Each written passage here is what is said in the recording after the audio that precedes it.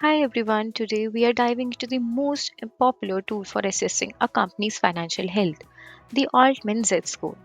So, what exactly is Altman Z-Score?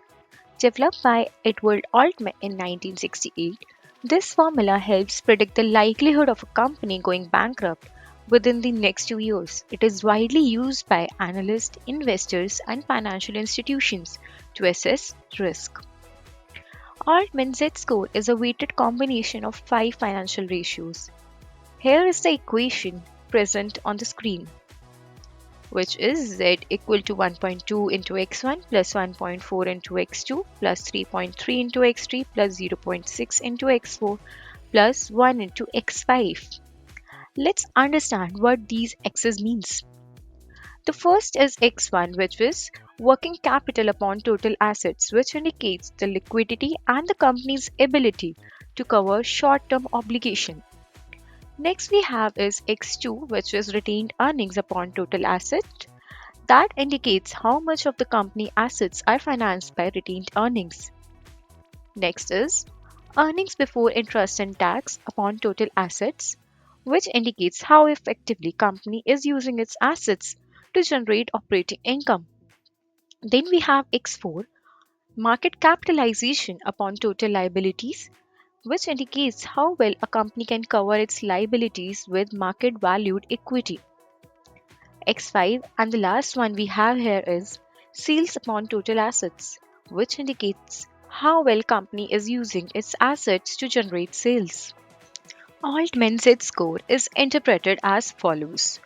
We have three zones: distress zone, gray zone, and safe zone.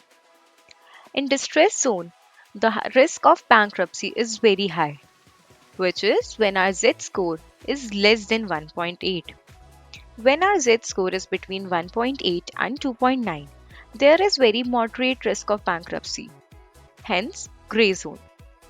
If our Z-score is more than 2.99, we have the lowest risk of bankruptcy and hence called safe zone.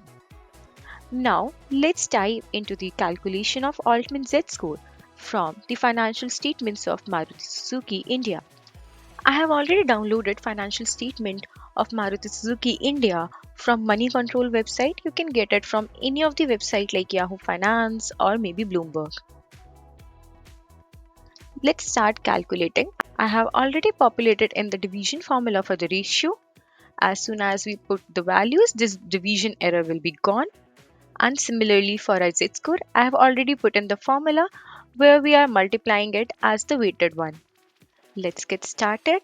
We know that the formula for working capital is current asset minus current liabilities. So we will simply go to balance sheet, press equal to, take our current assets minus current liabilities and hit enter. We'll simply drag the formula towards right. Then we will take our total assets from balance sheet. Here we have our total assets. Press enter. We will simply freeze our row here so that I can use this formula for other ratios, and we will drag this formula.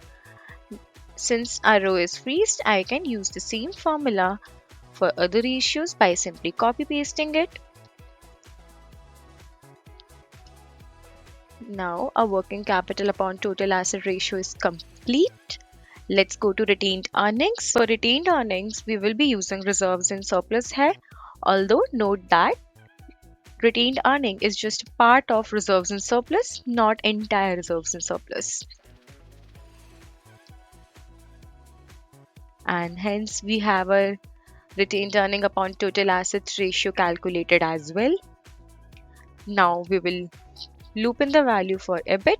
For this we will go to income statement, and here we have our value for EBIT. Press enter. Now we need to calculate market value of equity. The formula for market value of equity is outstanding share into current price of shares. For this, we will multiply ordinary shares into share price.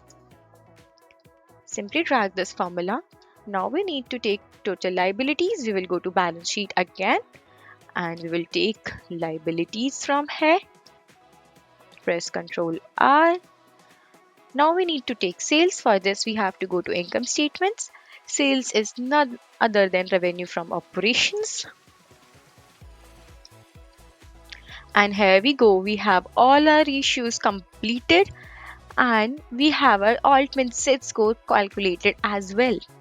Since Z-Score is more than 2.99, we can say that the financial stability of the company is very good and the possibility of company entering into bankruptcy within next 2 years is very low.